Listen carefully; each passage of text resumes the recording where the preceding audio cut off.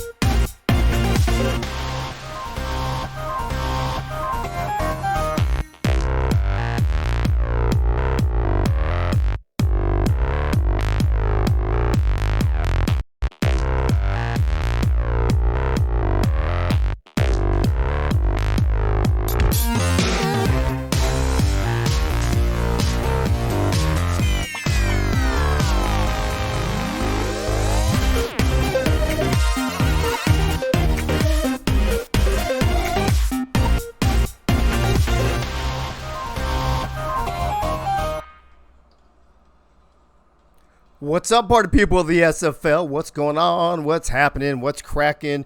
Welcome to the second to last show of Axis Live for season 20. Good to see all the party people jumping in the house. I'll be over there in a minute. But in the meantime, I'm feeling a little sad. Our time together has almost come to an end this season. I don't think I'm going to be doing any off-season shows, but we'll see what's up. I don't know. I'm not sure what I'm going to do. I'm going to take a couple weeks off. I'll tell you that after the next week.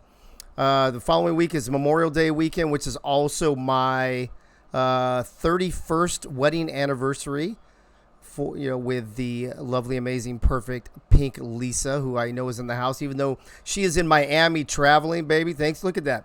She makes her man a priority. That's a good wife right there. That's why we've been married 31 years. May 25th. May 25th is 6/18. I don't even know what that means, Bullet. But anyway, welcome to episode 16 of season 20, episode 146 overall of Axis Live. Welcome to the program. We've got a whole bunch of stuff for tonight, but we're gonna switch things up a little bit. I don't know if you guys remember how back in the day, the other seasons that we did this show, when we get down to the final four, instead of doing the games, we have them break down the teams because we always have four panelists. So each panelist will break down a team. We've got our normal stuff like bullet points and Gunny's Firewatch, all that good stuff. But we're introducing a new segment tonight. It'll be near the beginning of the program, probably after Bullet. So, kind of look out for that. Let me see how many people we got yet. Yeah, we're getting there. We're getting there. People still streaming in. But you know what? If you're not in yet, then I guess that's on you because we're about to go to my favorite part of the show, the party people. The party people. Yo, get funky. Freddie's the first one in. Attaboy. Bullet, followed by Paulie, Tyler, Will Todd, Bo, Morpheus, Junior, fucking Ray, Art Vandelay, Neil Rivers, the lovely, amazing, perfect pink Lisa, sorry, I can't pronounce my own wife's name. Bridge City Bird, what's up, bro? Tita Queen. Let me see who else we got here. Cornhole's in the house. Hey, yo. Jaden Swift. What's up, Jaden? So we have a Jaden Swift sighting. What's going on with all that? Chad Rowland's in the house, ladies and gentlemen. Josh Farnsey, formerly known as Jeff Farnsey. Jay Ballmer's here. Dougie Day. What's up, Dougie? Good to see you, bro. Nate Hall's in the house, ladies and gentlemen, as well as Cliff Allen sneaking in under the wire. And a lot of you must not be chatting because I see a lot bigger numbers than I just called names. Oh, Albert Begin. What's up, bro? Albert, I'm not going to say anything unless you want me to, but I hope you're feeling better, bro. I hope you're feeling better soon. I guess it's a better way. Ricky Spider, what's up? Good to see Ricky Spider in the house as well. And I think that's going to be it. So let's get to who's going to be on the show tonight. Let's start talking panelists. In the first circle. Dude, look at me. I'm like in the Matrix. Is Bo Morphus Jr. in the chat? He is, isn't he? Usually it's a light issue, but I got all the lights on good today. I don't know why I'm going in and out. Hey, Bullet, why am I going in and out? Hey, yo. Let's see here. Who's number one? Number one in your programs, definitely not number one in your hearts, but he's definitely number one in drinking on this show. Ladies and gentlemen, welcome back to the show. He's only been on once this season. Early in the season, he was a surprise guest co-host. But tonight, he's just a regular panelist. Although, man, I'm thinking about it, he might have been on twice as a panelist. I don't know. I'm sure he'll let us know. Ladies and gentlemen, in circle number one, welcome back, Chad Rowland in the house. Chad, what's up? What you drinking tonight, buddy? So this is a new brewery, Bad Dad Brewing. It's called Socks and Sandals. Oh, that is Bad Dad. So you know when it's good when you circle around, Dave, and it's just a label, right? And so it's just they're just throwing labels on cans, bro. They're just throwing labels on cans, man. That's pretty damn good. Just throw a sticker. Just throw a sticker on a can. Whatevs. Yeah, that's all you need to do. No, you don't ever let me on anymore. So I was a guest host, and then that's been it. So this is the first time as a panelist. You know how I think you used to have a life on Tuesday nights or something like that, and you weren't available. Yeah. So, but glad you made time. You got to sneak one more show in before we wrap it up for this season. So thanks for being here, bro. Yep, no problem. Man. Thanks for having me. You're welcome. You're welcome. the Greg Soto in the house, ladies and gentlemen, with us now. I think I said Art Vandelay already. I think that's everybody. All right, in the middle circle, he's been a panelist several times actually this season, and he's just kind of settled in, and I think I can see him being a regular for seasons and seasons to come. Ladies and gentlemen, welcome back from Arizona, Mr. Will Todd. Will Todd, what's up, buddy? Hey, Dave. Doing great here, bud. Thanks for having me on. Always, man. Thanks for being here, and thanks for being on top of things like OBS Ninja, man. He actually did great. As Doug Britton sneaks into the house. Doug Britton, what's going on, man? I'm not really happy with you right now, so I'm not sure how much we're going to talk for a couple weeks until we get to play you guys again, and we'll talk about that in a minute, too. In third base. Who was in third base last week? Anybody remember? I don't remember who was there because it wasn't Tyler. Tyler was gone because Tyler's in the middle of moving. I don't remember who it was, but this week in Tyler's spot in the hot corner at third base is, oh shit, it's Tyler. What's up, Tyler? What are you doing here, bro? I thought you were moving. Well, packing's hard, sucks, man. It sucks. That's all I've been doing this week. My last unit gave me a very heartfelt going away this past weekend. Nice. And now I have to get all this stuff going to pack, and I'm just taking one last couple looks around here at this place with painting still behind me. Is this going to be the last time it's on camera, or are you on camera this weekend? Well, I might be hosting the pre-half and post-game shows for the championship game for the first time in my career. So there's that. But this is the last time I'll be on your show for this season. In that room. And maybe for quite some time after I bring Netma back. So yeah, that's all right. You know what, bro? I'm probably not coming back till July anyway, so don't sweat it. I'm good. But hey, welcome back to your last show in your old place that we've been used to seeing you for the last couple years. It's good to be on. Thank you for having me, Dave. And since I won't be here next week, or there won't be a show close to it, happy 31st wedding anniversary thank you, bro. to you and the amazing, the lovely, the perfect Pink Lisa. Thank you very much, Tyler. Appreciate that. As Jeff Banfield, late as always in the chat now. And I think it's everybody. I think I've said everybody else. All right, start throwing your guesses out there. Who is the surprise special guest co-host? I think last week I didn't go back and look, but somebody told me it might have been T to Queen for the second time. That's crazy. But you better start guessing because I'm scrolling right now trying to find this button I got to push. So who is it? I got one guess. Frank? Nope. Charles? Nope. Jack Wall? Maybe. Jesus? Nope. It is not you, Doug Britton. It is not Ray Ray. It is not Doug Date. It is not TJ Harper. It is not Freddie. It's not Holdorf. It's not Yo Martin Humphrey 44. Welcome to the show, first time chatter. It's not Jaden Swift. Nope, it's not Holdorf. It's not Tyler's cat, although it probably should be. Is it Eddie again? That's an interesting guess. Eddie Scrow. That's actually pretty funny. Elon Musk in the house. Adam Wiseman. Cam. Jacob Clear. Golly, you guys. Unbelievable. John Pickard. Did you just give it away? Are you talking? Are you talking, Tyler? What are you doing? Are you giving it away?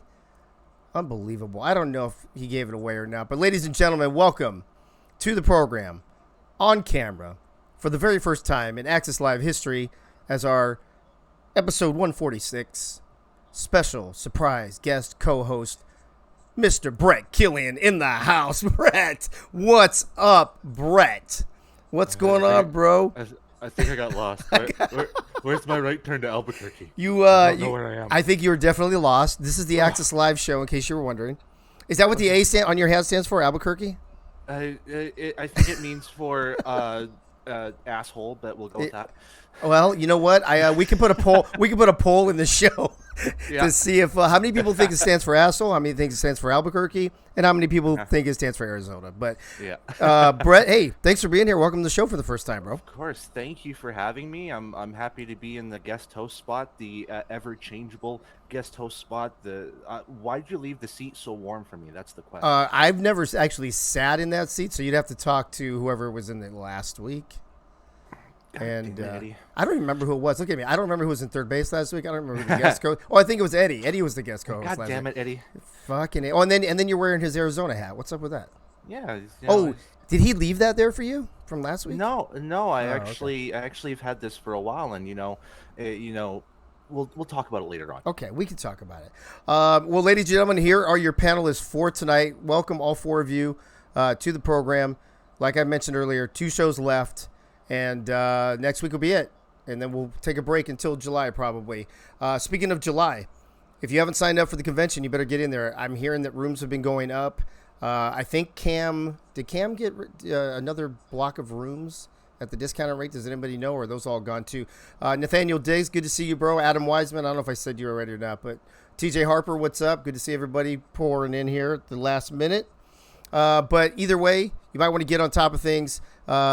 The convention is in the lovely city of Cincinnati on the river at the end of July 28th through the 30th. So, do what you got to do to get there.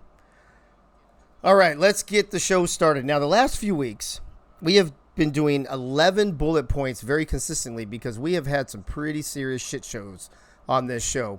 However, last week seemed a little tamer. So I'm thinking there's probably going to be less bullet points, but let's bring in our man Bullet Beletsky and find out. Bullet, what's going on? How you doing? Welcome back to the program as always. What's going on, Dave? Happy to be here. Thank you, bro. How we looking? We've been 11, 11, 11 last 3 weeks. What are we at this week? We got 7 this week. It was a lot shorter show, and you guys were well behaved for the most part, except for Bo. Bo was misbehaving for everybody. Well, so. Bo does that. That's what Bo does, right? Of course. Bo knows misbehavior. That's for sure. Oh, 100%, 100%. All right. That being said, let's roll right into bullet point number 1 tonight. Okay, number 1. At the beginning of the show, when Dave was doing the party people shout-outs, he mistakenly called out Cornwall as cornhole for what seemed to be the 47th time over the last few weeks. It raises the question: why is cornhole always on Dave's mind? Okay, first, what say you? What say you, Dave? First of all, accidents happen. I mean, the accidents can happen 47 times, right? Sure. I stabbed the guy. It was an accident. And the cop says, "What does he say? 47 times?" No. Right, Listen, right. I think I have cornhole on the brain because every Sunday we've been tailgating at the Nashville SC games. And they have the cornhole boards out there, and we've been playing cornhole. So then when I see the word corn, 48 hours later, cornhole's on the brain. Does that sound? How's that sound? Would I pass on that's like a lie detector? Fairly acceptable answer, but I will admit it into the record. It'll admit it into the record, the video record that will last forever now, unfortunately. Which takes us to bullet point number 2. Number 2. Dave must have still been thinking of cornhole when he introduced Daniel Wright as a guest panelist because he let him speak for at least a minute before realizing he had Daniel muted. While muted, Daniel was actually talking about his mangled hand that he mysteriously injured after being a panelist on the show a few months ago, but with no context or sound. It looked like he was holding it up and waving it like he was the Queen of England. A bizarre scene, to say the least. Thanks, Dave. Well, I mean, he was muted, bro. I don't know what to tell you. You're going to blame it on me? Why does everybody always blame everything on me? Just because I have the controls? Right. I feel like right. I'm the victim here, Bullet. That remains to be seen, Dave. I think you admitted it on the air that you muted him, so there's that. Oh, well, I mean, I was confused, and the cop asked me the wrong question, and the lawyer, I don't know, bro. All right, here we go. Bullet point number 3. I feel like I'm getting picked on tonight already. No, not at all. Not at all. Okay, number 3. As I admitted on a previous show, I get a slightly sadistic kick out of making people uncomfortable with my jokey jokes every week. So to watch Eddie Gage sit through my bullet points while remaining completely stoic and shooting a look at the screen that could cut glass, I got a kick out of it. But after a while, his intensity started to make me uncomfortable. I think Eddie could have jumped through the screen. If he could have jumped through the screen, he would have punched me square in my oversized nose. Ooh, Note to self: never make bullet points about Eddie. Of course, after this one.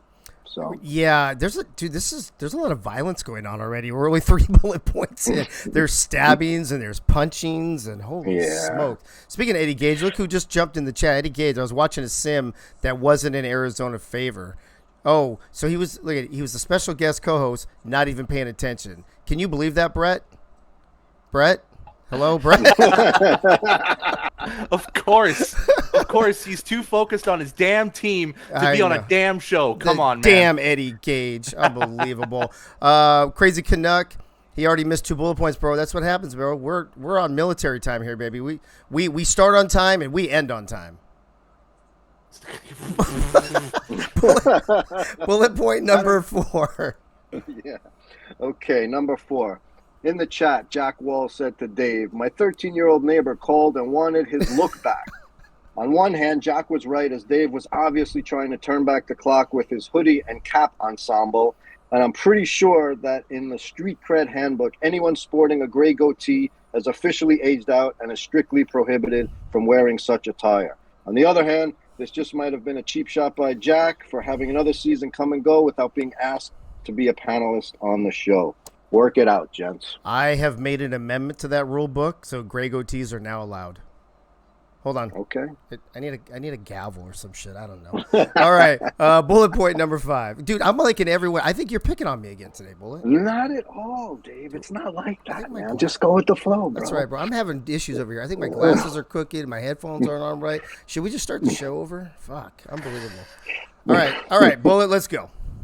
Okay. Number 5, I think this is. Okay, Bo was sucking on a lollipop like it was no one's business for the entire show, and he clearly had some fans in the chat. So I'm wondering if, like Dave, he will be sharing his OnlyFans link with them anytime soon. My head coach, Art Vandelay, seemed to be particularly interested and went so far as to ask Bo if he was going to eat a banana later in the show. So you might want to start with him first, Bo. Dude, Bo's always copying me, man. Bo, I go to Lone Star, Bo goes to Lone Star. I do voiceovers, he does voiceovers. I get on OnlyFans, he gets on OnlyFans. I mean, come on, bro. Come on. There is a pattern there. There is a pattern there. Bullet point number 6. Oh, you caught me in a sip of beer right in the middle. Hold on a second. Okay. Jesus Christ. Hey. You're rushing me, buddy. You're rushing. Bro, we're taking them slower than we normally do. What are you talking about? I know. I'm just playing. Okay. Are we ready? I think so. I'm all kinds of uncomfortable right now, but go ahead. And not because of your bullet points. Okay. Okay, you're going to be uncomfortable after this one, but it's not about you. Shit, here we go. Okay, Bo, in his best velvety, smooth, and sultry voice, analyzed the London-Baltimore game and managed to mention the Baltimore D 31 times in various ways in an 11-minute soliloquy. And by the way, that number is accurate. 31 times. I kind of figured it is. It seemed very accurate. It seemed very distinct. Yes. Yeah. Ranging from how hard their D hit, how their D was able to consistently penetrate London, to how their D found the hole and pounded the ball. This was a masterclass in talking about the D, so much so that Chad said he needed a cigarette after Bo was finished. Another top 10 moment on the Access Live show for sure. Agreed. I think we've had at least 2 top 10 moments of all time just this season, bro. We have. Definitely the chair was the other one, I think. The chair was the other one. Yeah, that's right. Agreed. All right. What number was that? 6? Oh, this is the last one already. We're on the last one. They go. You know, it's weird how they go so much quicker when you have less of them. I don't understand the science there, but go ahead. Yeah, it's weird science, man. Okay. Okay. Okay, number 7, last but not least. T-Roy is such a good and wholesome dude that you can tell every time he speaks that he is too good for this show. For example, last week he was talking about how Carolina mollywopped Baltimore earlier in the season. You have to be the salt of the earth to use the word mollywop. On a show full of juvenile degenerates such as myself, you stand above us all, T-Roy. He just stole that from Cam. Agreed. You know what? Here's the thing, though. I think you're right. I don't think T-Roy's ever going to come back on the show again after the last couple times he's been on. Thank God, dude. Thank God he wasn't on camera. Remember last week he wasn't able to be on camera, so he had to have the little thing up. Yeah. Imagine if he had been on camera when Bo was doing his 11-minute D thing. Holy smokes. He would have been squirming at the very least. Absolutely. Yeah. Well, Bullet, as usual, thanks for being here. Appreciate you. Telling everybody how terrible our show is, and we'll see you. We'll see you one more time next week before we take our break. You got it, Dave. Hey, wait a minute, real quick before you go. Yo. Why does Chad have Freddy's name on his refrigerator? What's that all about? 1, 2, Freddy's something. It looks like After Dark. 1, 2, Freddy's after. Oh, I see what it is. So it's not my Freddy. Hey, are you trying to recruit Freddy to come to Indianapolis? Chad, I saw your notes on your refrigerator. You're going after my Freddy. He's got your free agency notes already. It does say Freddy on there, doesn't it? It does. So that's how he does it. He has a refrigerator chalkboard. I mean, hey, listen, right. Only the highest tech equipment over in Indianapolis, ladies and gentlemen. That's all we do here, right? We have plenty of fridges full of beer, though. Wait, that's the important part. Wait, it is Middle America.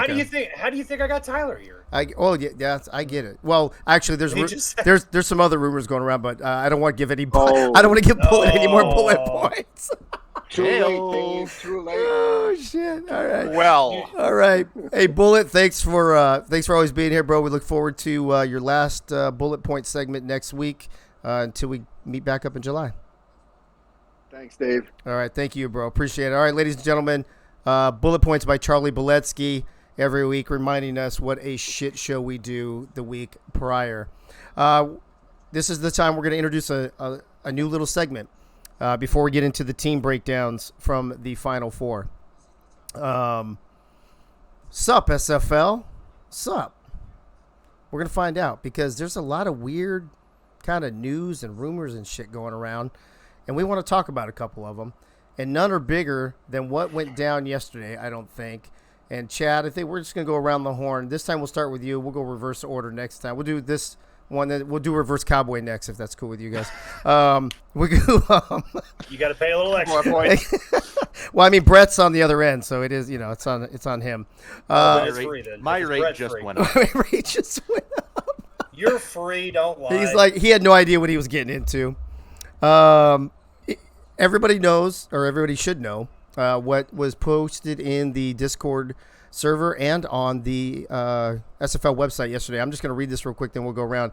SFL London transferred, inactive though for season 21, so they will not be a team for season 21. The Simulation Football League has approved the transfer of the London Knights franchise to Johnny Pickler effective immediately. The transfer was a mutual decision by all parties. The franchise will move and rebrand under Pickler's direction, but will be considered inactive for season 21 and not begin competition until season 22, which is the winter of next year. It'll be like January. Agreed to by all parties. With increased branding opportunities through uniforms, stadium construction, etc., the league has granted more time for the franchise to build its staff, work on its brand, and construct its stadium over the next 6 months. So we're going to go around. I want to get everybody's kind of opinion on this. Number one, were you surprised? How do you feel about it? What do you think about Johnny being owner? Whatever you want to talk about on this particular piece of news. Chad, I'm going to start with you. You got to start with me, don't you? Well, you're in the. I didn't even know what happened. You're in the one spot. True. No, first off, this, shout out to Johnny. Welcome to ownership. Glad to have you in there. Adding some more valuable pieces for the league into the ownership group. That's always a good thing, right? Yep. And also to Liam, best of luck wherever happens to you as far as, if you're going to, I know he's going to stay in the league, so that's a good thing, right? He's going to stay just as a player. He might try to dabble in some coaching stuff. What it sounds like, I don't know. Haven't talked to him, but yeah, I mean, it was a little surprising, I would say. I mean, a little bit, but not much. I mean, I kind of had a feeling that if there was going to be, there was rumors going around for a while about ownership being sold or whatever else, and I think everybody just kind of put two and two together that Johnny would be probably the lead candidate for that if it was to stay in house. Right. I'm glad to see it stay in house, right? Just because of what them guys, about the Knights code and everything else, and what bringing an outside source in might change some of the things up in there. So having somebody that's familiar with the past few seasons with London, that's a good thing, right? And whatever they're going to be called, London or whatever. Right. But it's a good thing. The inactive part is the interesting factor of all this, right? I think, when you're looking at how this is going to play out, everybody always talks about how trash the North is, the North Division. Right now, it's just going to be even more of a trash heap. Right. Obviously, we'll see. But I mean, I'm not trying to throw shade towards anybody on that. Maybe I should have probably said this beforehand, but that's the stocks and sandals talking. But yeah, having just 3 teams in the division, that's just gonna be really odd, right? It makes other teams kind of like, for example, like Carolina has to face Baltimore twice now, and then also face another team twice. So they're not going to have to play that 4th division game against the North. They'll have to play another in division game, which is a tough, especially if you're in the Atlantic and stuff like that. Luckily for us in the Central, we don't have to worry about that because we don't play the North. But yeah, I mean, like I said, I think Johnny will be able to do great things there. I think he's going to really be able to make that his own brand and really do what he could do with it. And I'm really looking forward to see what he can do. Okay. Hey, so, Will, a couple things. In addition to what you thought about when you heard the news, your initial reactions and what have you, does this make the North technically more competitive because you're taking out the best team and the other 3 teams are kind of grouped together? Does this give Canton the advantage since they finished second last season? How do you feel it makes that division competitive wise? And then give me your opinion on what you thought about what went down yesterday. Sure. Well, I agree. I think it gives the remaining teams, they're closer together. I think in competitiveness, and I think they're gonna have a better opportunity to fight it out amongst the 3 of them without London in the mix. I'm certainly not SFL in the know, but there'd been some rumors about change in ownership and things of that nature, possibly for London. So I wasn't really surprised at that. But like Chad pointed out, the fact that they are going to be inactive for season 21, that was a ringer that I didn't see coming. I just figured that if they were going to change ownership, that would happen. If they were going to rebrand, that would happen. And the fact that they're going to have a season off to be allowed to do all of that stuff, just I thought was surprising. So, Tyler, if we weren't changing games, I think I might have a different opinion about the season off, right? Because let's be honest, moving a team, let's just assume Johnny's going to move it to somewhere where he lives, Chicago or somewhere in the area, right? Moving a team, rebranding, building a staff, recruiting free agents, having to put together a draft is enough on its own, let alone having to learn a new game. Do you think this was a good thing or a bad thing? And do you kind of feel like I feel like if we had stayed in APF, I don't think it would be warranted, but because you add all of that on top of changing and having to learn a new game, I kind of feel like it is warranted. So where do you, and then also give me your first take on how you heard the news. Yeah, so I actually am quite, I have a lot of positives to take from what SFL London, as they are known at the moment, is doing with Johnny. And Johnny's a great guy. Yes, he has his particular persona, but behind the persona is a human being, and the human being is a great dude. I think just in general, because I have a lot more insider information than this, because I'll lay it bare. I was being recruited by Johnny to become basically his right-hand man in London.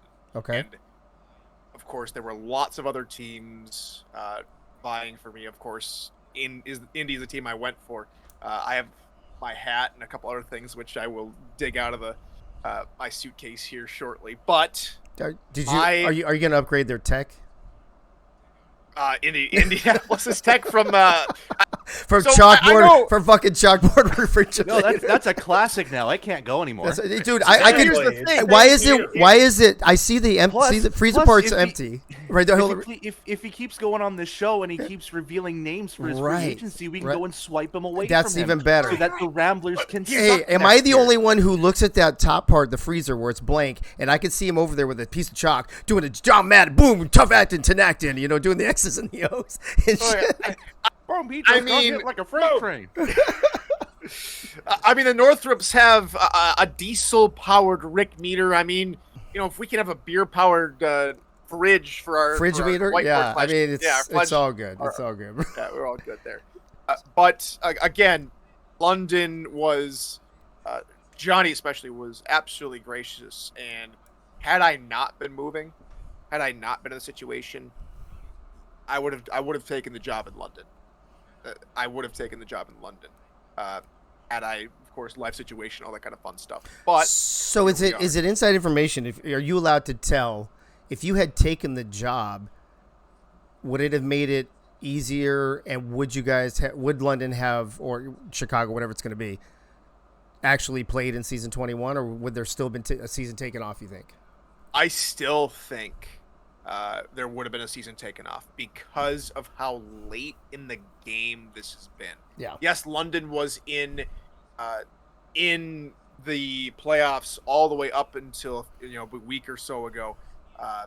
It made it extremely difficult to say, you know what, we're going to relocate, we're going to change ownership, all that kind of stuff. Whereas I hate to bring the former Chicago franchise up in this light, but everyone knew that ownership group was going to change. Everyone knew that they were going to relocate at the end of the season. That is not what happened here. That is not what happened with London, with Johnny and Liam. And I tip my cap to Liam for being the owner of London for all these many seasons and for getting Johnny, staying in-house like Chad said. But here's the other thing about this Knights code that we were talking about. And I don't think a whole lot of people know just yet because it's been a front office thing. But Johnny has basically said, well, he hasn't really said, he's announced that every single member, except for him, is out in London. Yeah. He's basically said to the entire locker room, I need your clothes, your boots, your motorcycle. I need everything. Right. And he just said, you know what? Whether it be to get these guys playing time and bring them back remains to be seen. But he has cleaned house. Yeah. There is one person at the moment known to be at SFL London. There is no one else there. There's no support staff. It is just Johnny right now. So I don't know what's going to happen with the franchise. Knowing Johnny and knowing from personal experience how good of a sales pitch he can bring, he will find people. Yeah. And for his sake and for SFL London's sake, I think it's a great idea to take a season off to prepare, to plan, just like the rest of the teams. Everybody knew we were going to All Pro Football 2K4, or not All Pro Football, but you know what I mean. I know. Yeah, whatever. Okay, 23. Too many letters and numbers, but I get you. Right. We know we were going from that system at the beginning of the season or close to the beginning of the season. Okay. Whereas Johnny wasn't in that situation until now. Yeah, you got to watch out for those owners who come in and just fucking clean house. They're a bunch of jagoffs. Speaking of one. Brett, I'm going to give you a last word on this one. You've heard what they've said. You heard what I said. Give us your feedback on what we said and then also what your initial reactions were and your opinions on this. So my initial reaction actually is probably going to be more surprising. I kind of saw this coming from a mile away. I probably saw this all the way back. I almost want to say in February at this point. And I have the privilege of being, having another eye inside the owner's room and stuff like that. So you can sometimes you can just tell sometimes in owners chat and stuff like that, just even through just simple messages saying good luck or good game, you can tell that like just the mentality of certain people during that season. And even though Liam was a little bit of a weird case, considering that there was a lot of talk during that December-January area. I'm not going to dive too deep into that for this, just for the sake of the ownership and everything like that. But there was a lot of discussion going on, and I could tell in part that I think Liam was a little bit cooked at that point, and I think he was either ready to move on, or he was going to get more support for London. So at once the announcement came, we heard rumors about it. More specifically, I think I heard the rumors of the whole London stuff from actually Chad and Eddie's show first, more than anything else. That was like what, a month ago, I want to say, out of that. And wait, did you read it? Did you read it on his refrigerator? It might have been under his refrigerator. I can't remember, but they were discussing the possibility of Johnny Pickler being the owner of the London team, and I was like, you know what, that could be a possibility, because he's always wanted to own a team, and we can already just slate it up. Season 22, Chicago Wildcats are coming back at this point. That's my mindset with that. Ooh, that'll be interesting to see if he actually brings to that. In addition to that. The SFL, because it was, we're going to be at 27 teams now. They've decided to do some realignment now. We need to go a little quick around the horn because, shocker, we're behind schedule already. But here's the thing on the realignment: 27 teams. For me, just being a simple math guy, I thought it would have been kind of cool to do like 3 divisions or conferences of 9 teams each. And then that way you wouldn't have to do all this jumping around thing, like, because this is all I could fit on the screen, but there's like a whole 2 more paragraphs trying to explain how things are going to work with this season. Now this goes back, Chad, to where when I mentioned earlier about that division, is it going to make it more competitive? Does it make it easier for them, or does it make it tougher because they have to play out of division, right? So if you have a weak division and you've got 4 games in division, that's better. But now you're only going to have, 2 games in division, maybe 3 at the most. Yeah. You're going to have to go outside your division. So does this actually screw those other 3 teams coming up into season 21? Yeah, because I believe, if I remember correctly, I think it says it down there at the bottom. I think they played the Atlantic and the East. Yeah, I have it. Right. I have it right here. Hold on. Yeah, play the Atlantic and the East. So yeah, so they're screwed. Yeah, because here's the thing, right? Because here's the thing. First off, let me say this: is that yes, between the 3 teams, it will be a competitive season for them, right? Because of the fact that it's Canton, Motor City, whatever. Then obviously Canton's going to have a new coaching staff, all this other stuff, right? So, but then you got to go against the Atlantic, and then you got to go against the East. And so, like, if your record's the same, like even if you win your division, you may not actually get in. Right. That's the thing. Like, you could go in and say, oh, man, we 4-8. We kicking ass this season. We won our division, right? 4-8. Not to say that's what it is. Who says that? I'm just saying. But that's what I'm saying. Like, even if they go 5-7, right, they may not even get in. Because of what's going on here. Okay. So that's where, to me, I think, they have got to have a winning record. Mm-hmm. The rest, these 3 teams last season did not have a winning record. Okay. They have to have a winning record. Okay, but Will, I actually don't have a problem with that. If you win your division and you don't finish at least in the top 12, should you even be making the playoffs anyway, bro? Come on. Well, not in my opinion. Again, because again, you're rewarding somebody for mediocre play just because they're at the top of their division, and if that's the way it is, the top teams by win-loss record should be in the playoffs. Yeah, I agree with that. I listen. I understand the divisional thing, and it's fine, and most of the time it works out fine. But I think it was Adam Wiseman in the chat, Tyler, said. He's calling it right now that nobody from the North is going to make the playoffs. Do you agree with that? If it was the All-Pro Football era, I would say yes.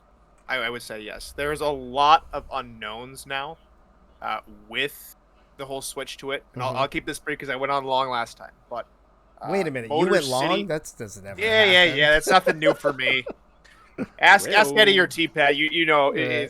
Us 3 are pretty long talkers. Anywho, I'll keep it brief. But just watching some sims. I was watching one with Chad and Adam last night.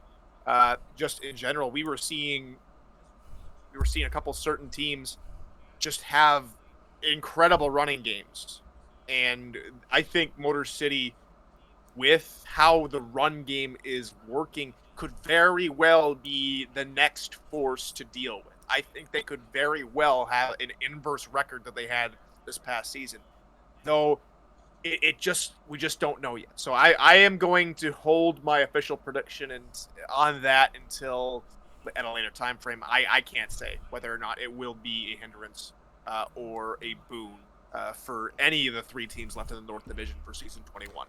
Okay, so Brett, again, you get the last word, but I don't know. What do you think about my idea of going with 3 9-team divisions, and having maybe like 3 division winners and a wild card, just do a Final Four, and not worry about having 12 teams in the playoffs? It would be interesting how it would all fare out and everything like that, and there'd be a huge mix up in terms of like comic games, strength of victory, like head-to-heads and stuff like that. I think it would give Cam more of a headache than he already has now, which at this point is like splitting his skull in half. But just going back, I think Adam in the chat has a head like nailed it right in the head for me. Is that they're still facing the Atlantic and the East, and those are dedicated teams.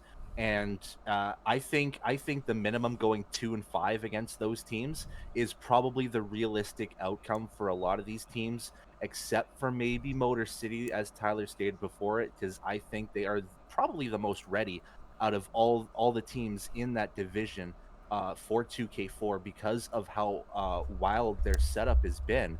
So they could be a division winner at 6-6 and just make it as a 12 seed, but we won't know until we see that final roster, which I don't think anybody has a final roster at this point.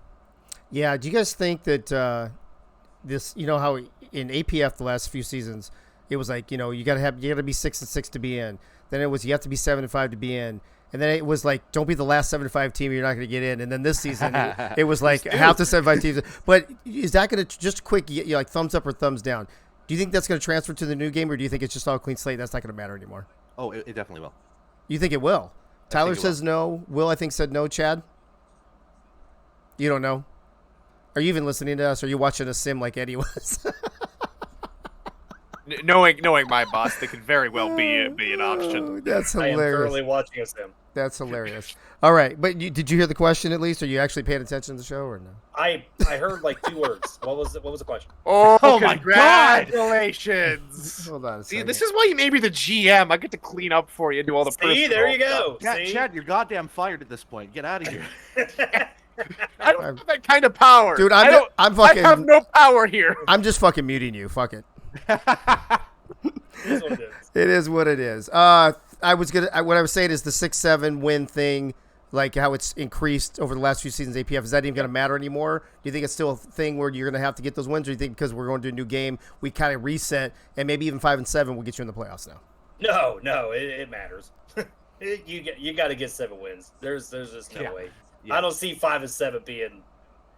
If you're 5-7, you get into playoffs. Get the fuck out of here. Get the fuck out of here. Well, there you go. There you go, Bullet. There you go. Hey, Bullet. There's your bullet, boy. Get the fuck out of here. Get the fuck out of here. If you're 5-7, you're 5-7. Get out of here. I'm walking in. Hey. If you're 5-7 and you're a playoff team, take your participation ribbon. Get the fuck on out. Yeah, all right, here we get ready for your 48-10 slapping of Indianapolis, the 5 seed. God. All right, here we go. We got to whip through this really quick. All right, just two reasons why we're bringing this up. I think, and Chad, I know, said he definitely wanted the first word on this one. From the front office of the Seattle Nemesis, basically it says that Can you read that? that TJ Harper's going to be. Right. That's kind of why I brought it up. That's why I told Paulie, TJ, bro, some of us are old, and we don't have the eyes that we used to have anymore. I'm going to interject by just saying one question. Yeah. Whatever happened to white backgrounds with the logo at 40% transparency so that we can just read the damn things for us with impaired vision? You know, me and Dave wearing glasses It's here. true. Tyler has like probably 20/10 vision at this point. He's probably wearing one contact here. We got Will over here who's about 6,000 years old, and then I don't know Chad's situation with in terms of the contactless or anything like that, but I know his vision's not perfect. So just white backgrounds, please. Dude, I mean, it's like, well, I tell you, what happened to white backgrounds at 40% was, dude, my kid would tell me, like, that train left the station 40 years ago, Dad, you know? Chad, what did you want to talk about? And also, I also wanted to ask, am I missing? I thought Doug Day was the general manager. Did Doug get promoted and I missed it? Yeah, Doug got promoted up. Oh, okay. Yeah. So here's a couple things, right? And first off, let me say this. This is no shot towards Seattle. No, right? listen, Like, Paulie, listen, TJ, Dougie, we love you guys over there. Yeah, we love you guys. guys. We love you so much. That was still, I was able to be fortunate enough to get some jerky from the Jerky Pro, right? Oh, it was boy. awesome. It was good. It was really good. But here's the thing, man. I mean, I think I told Doug this back in the day when whoever was doing the graphics last season as well, they would put the score up, and then you would have like the score like 27-17, for example. Then you would see the background of the nemesis in the behind the number where you couldn't even read the damn thing, right? I mean, this makes me look like I feel like I'm looking inside the toilet ready for a swim. That's what I was thinking. Like, I mean, that's messed. Listen, Oh my God. no offense, none at all. But I mean, when I saw this on Twitter, I was sitting there looking at it, I'm like, what does that even say, right? Like, I don't even get what happened here. So here. Does anybody have a? I think if you just take the background out. We are. Hold on. Don't look like I'm going to see if I can read this in a timely manner. Okay, here we go. Ready? We are beyond excited to announce the promotions of TJ Harper from DOC to general manager. We are thrilled with everything TJ has done behind the scenes for the organization in such a short amount of time, and we have full belief in him to help bring home an SFL championship to Seattle. With his work ethic, comma, knowledge and burning passion for the SFL, we couldn't be any more sure that we have found the right man for the job. Boom, got it. Jeez, that was longer than the Brett Shawn match in WrestleMania 12. Jesus Christ. The only thing I'm gonna say is my vision's pretty good. Yeah. The problem is that it's usually double when I have too many of these going on. Imagine that. Imagine trying to read that tweet if you're hammered. Oh that's my what God! I'm saying. Oh Trying to read it. All right. Hey, yeah, I'm sorry. Do you want to talk about that one more thing, Tyler? Is that what I've got one more. I'll throw thing. it back on. I'll throw it back on. So thank you. I'll try and make this brief. So yes, there's Seattle. We know you're a flamboyant team. We know you picked some of the most flamboyant colors out there. I actually love the color scheme. Love it. They're great. They make you stand out, which is the point of Seattle, just in general. This will definitely not leave you sleepless because you're going to be too busy reading the entire thing or attempting to read the entire thing all night long. But I'm no expert. I'm no like graphic design artist, anything, but there's a certain form of subtlety where you just try and get your point across. The second thing I've got against not really against this, not against TJ or anything, but there are certain people that see this as a very, very, very, very early move because it was just announced that TJ Harper was the director DOC. of communications. Right. For the period of time, maybe week, 2 weeks, he gets promoted. Now, I think TJ's only been in the league for maybe two? No, I think this season. I think minor league season and this season. Yeah. Right. So he announces a new show, which he had to cancel his inaugural show last week due to some technical issues. My biggest concern is kind of like even kind of with me. I'll even put me in there. I come into the SFL, I create a show, and all of a sudden I'm the first overall draft pick. I know there was a lot of people looking at me and looking at San Diego and being like, this guy's way too early to get all this attention. Right. There are some folks out there that think that. I think there's going to be some folks out there thinking, what is TJ going to be able to do? Yes, he's starting to be more active and more out there with everything, but I think this is really going to be a massive test for Seattle. What kind of culture are they going to bring in? What kind of people will they be able to attract I can with tell you, how young TJ is? They're going to have to bring in people that have really good vision to read all their graphics. And Doug ain't one of them. Paulie, I know Doug is that one. Paulie, we love you, bro. Real quick, Jack, well, that's why I'm bringing back Nutma. Benji. Yeah. So listen, again, just having fun with Seattle, but holy smokes, take it easy on us old guys who can't see. We would appreciate that. All right, you guys want to get into some football? By the way, tonight on the Owner's Box segment, we have co-owners from Arizona, Eddie Gage, and AJ is going to be here as well. I know AJ hasn't been feeling well, so I appreciate her being here. But AJ, reason I'm saying this is because we're running behind. So if you guys need to bounce for like 10 minutes or so, whatever, you're welcome to do that and then come back because I see you both in the showroom right now. Yeah, there you go, Jack. Well, put up a seizure warning next time when you do that graphic. That's fucking great. Epilepsy warning. It was. All right, Chad. We're gonna have to keep these segments under 5 minutes. We're like 12 minutes behind right now. Hold on. Hey, Nacho, my alarm's going off. Baltimore and Atlanta. Baltimore on the road as a number 4 seed, which I think was surprising everybody to begin with, goes into the number 1 team who only lost 1 game all season. And, they look pretty good. Beat them by 9. Tell us about this Baltimore team in this particular game. I'm going to say 2 things, then I'm going to do this. 1, just like I always tell my wife, I only need 2.5 minutes. Second, yikes. I think to go back on the Seattle point, I think Tyler kind of nailed it here. I think that they had somebody waiting, and that person ended up not going there, and that's why you see TJ at GM. Anyway, okay. That's just my guess. Okay. All right, so Baltimore versus Atlanta. What more is there to say? Right? When you're the top seed in the league in Atlanta, they've been just mowing through people all season long. They get into the playoffs. They barely beat an ACA. And then what do you get as a consolation prize for winning? You get to host Baltimore. Right. And Baltimore had this, in my mind, this game was done at half, right? It was 24-7. People forgot that Ivory Irvin was a wide receiver there at one point because everybody keeps talking about Mac Chima. Everybody keeps talking about everything else. Nobody ever brings up Ivory Irvin. That man is a ball, right? That man is a legend. So, 216 yards on 8 catches. 8! Right? 8 for God's sakes. 2 touchdowns. He was simply phenomenal. This defense had them shut down. Atlanta got some garbage time touchdowns, I believe, and towards the end there, to make the score look close. But this game was not close at all. They played very well defensively. They played very well offensively. This is a total team effort. This is why that they are a 4-time champion, and they're going into the championship game and a rematch against Arizona because of the fact of how they could play. They could play that way on the road. They could play that way at home. Doesn't matter.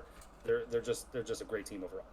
So last week in the pick'ems, real quick, excuse me, Daniel, Bo, and Eddie all picked Baltimore. T-Roy abstained because it's his team, but that's basically a 4-0.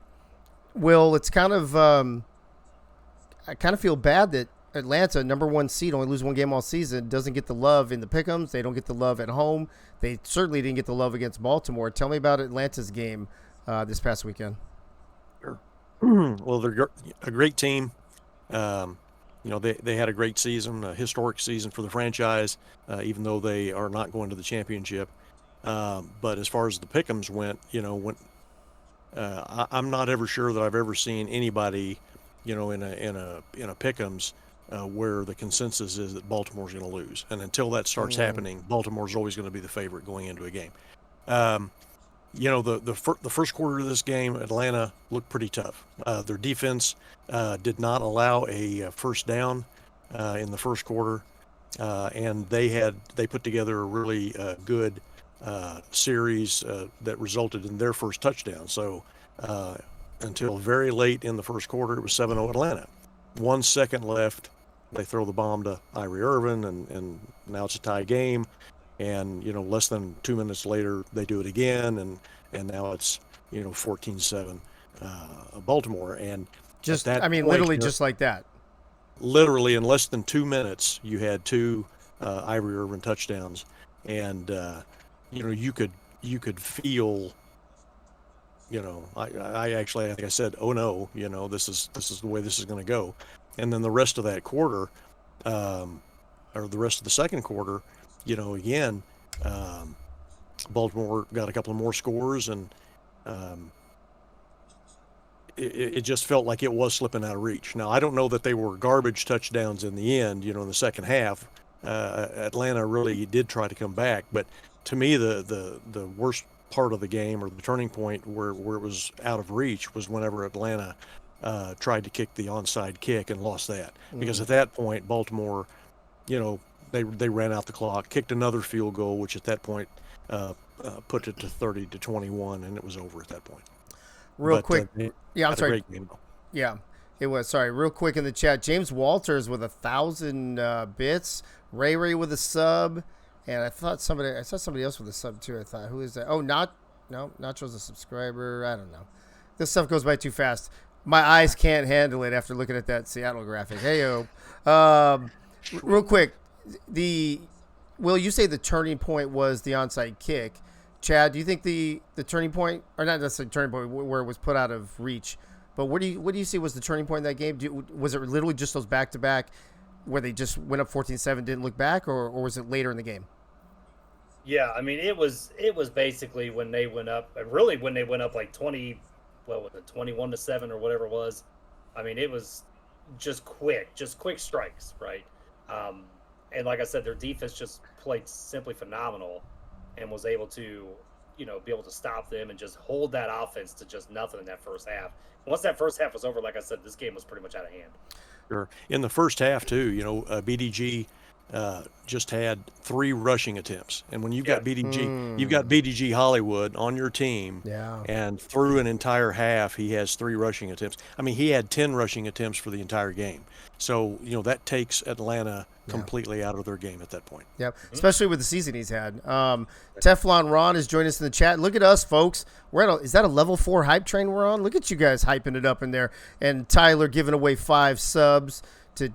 It looks like, hey, Paulie, you got a sub out of that. So look at it. It was worth it. Who else here? I think that's it. I don't know, Mike O'Neill. What are you talking about? What's terrible, and why are you talking about my glasses, bro? Mike O'Neill, are you drunk? I mean, it might be. He probably is. All right, Will and Chad, thanks for breaking those down. What time is it right now? I think I might go. I think I'm gonna go through these other 2 games. Then we're gonna go to Gunny. Then we'll go to There we go. And then we'll go to the Owner's Box segment. So, Tyler, you've got Fort Worth in this one, 27-17. Hopefully I got the score right because, as you guys saw in the pre-show, I was having a hard time with this particular graphic. 27-17, but let's be honest. Losing by 10 points when you lose 2 of your running backs very early and Hacker's got to be your running back, it's not unimpressive. I mean, they just didn't have the weapons they needed to win. I mean, there is nothing more to say than Fort Worth has the heart, right? You get a massive gut punch losing 2 backs. And I think maybe Brett or Eddie or some of our stalwarts can let me know. Is that the first time, or it's one of the very few times? Second time, because tailbacks. I can actually, if I can interject on this one. Yeah, go ahead. The only other time happened, I believe, was before Gabriel Manning was in Tulsa, and he had 1 run for 40 yards and a touchdown. There you go. Wow. And see, this is why I like having my partner on the show today, my broadcast partner, because we get used to this. We have good chemistry. But that was versus Houston, says Eddie. So I got 2 of the brightest minds in the SFL right here helping us out. So losing by 10 in Arizona from a Fort Worth team that had lost Jay-Z Bacon and their backup tailback, Irvin Cameron, and having Hacker deputize as a tailback, which did actually work out pretty well. Maybe a sight of things to come for the new season, perhaps. I mean, that certainly has given Fort Worth maybe a few other teams some ideas, but no, I think the Toros in the loss performed valiantly. Nothing but heads held high, in my opinion, for what they should be doing in that locker room as they look for season 2021, and maybe we'll see Hacker on a couple of swing passes this time next season. That wouldn't be terrible. If that, Tyler, your opinion, if they don't lose their running backs like that, or let's say even just the first stringer, is this a closer game? Does Fort Worth win the game? What do you think? I definitely think it's a closer game. Not having a true tailback in the backfield for a balance. I am just banging the drum for a balanced attack. I'm not a West Coast guy. I'm not a power eye guy, but I'm more of a balanced guy. So not having a balanced attack, not having your running backs is detrimental, and we saw it, unfortunately, for the Toros. Having their backs makes this game closer. Maybe they come out with something versus Arizona, but that defense for the Scorpions is no laughing matter, and clearly deserved a win this past weekend. Okay, Brett. So, speaking of Arizona, this is two key games where Arizona, and I'm not dogging Arizona by saying this, it's just the facts, been the beneficiary of injuries from the other team. It was the quarterback from Carolina, right? Was it Matt South earlier this season? Now this obviously way more vital. But tell us how Arizona played, and give me your opinion too. If the injuries don't happen, how do you see this going down? So Arizona went with their traditional game. They wanted to see how the momentum was going to be gauged through DJ Moses. And Moses, for the majority of that first quarter, was pretty stuffed by that Fort Worth defense. Huge credit to Fort Worth throughout this entire game, through all the adversity, to still make it tough for Arizona throughout the entirety, all 44 minutes of that game. But once the second hit, and then when the Jay-Z Bacon injury happened, I feel honored to call that semifinal game. It just felt like momentum completely swung, because that following possession, despite Ashley Jackson throwing the interception, you could still feel momentum shifting, and then Moses started to finally get going, and that's when he started to break out hard before the end of that first half, and that really set things in motion.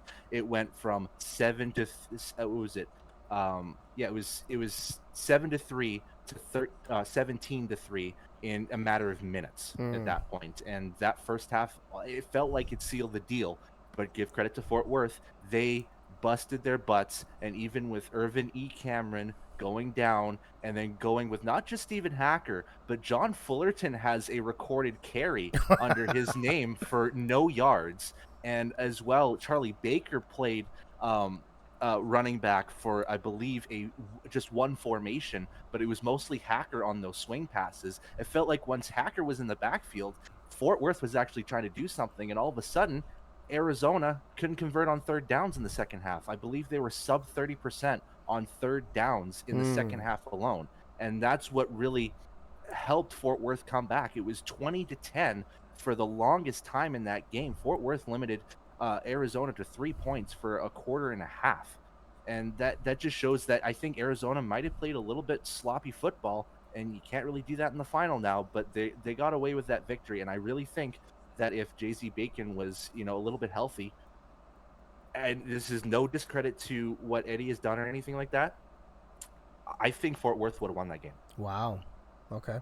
Well, that's glad to hear you go on record for that. I like that. Not like Tyler over here trying to say it would be a closer game. Get out of here, Tyler. Just messing with you. But real quick, we're gonna go to Gunny here in just a minute, and then we're gonna go to the owner's box, Diva of the Week, and then we'll go to Pick'ems. You guys are gonna want to stick around for this episode of Gunny's Firewatch. It may be the best one yet, or maybe the worst one yet. I don't know. I haven't decided, but you can help me decide here in a few minutes. Brett, Tyler, thanks for breaking those teams down for us. Appreciate it. Let's go into Gunny here. And let's bring my main man, Gunny, in the house. Gunny, how you doing tonight, buddy? What's up? Uh-oh. Gunny, are you muted, bro? Dave? Can you hear me? Yeah, I can hear you, Dave. Can you hear me? Okay, there you go. That's better. How you doing, man? How you been? I'm good, Dave. What do you got on tap for us tonight? I'm getting your music queued up right now, but what are you going to talk about tonight, you think? Well, I want to talk about quite a few things, Dave. We're going to start with the NFL, and I'm going to tell a quick story about the NFL, and then we'll take it from there.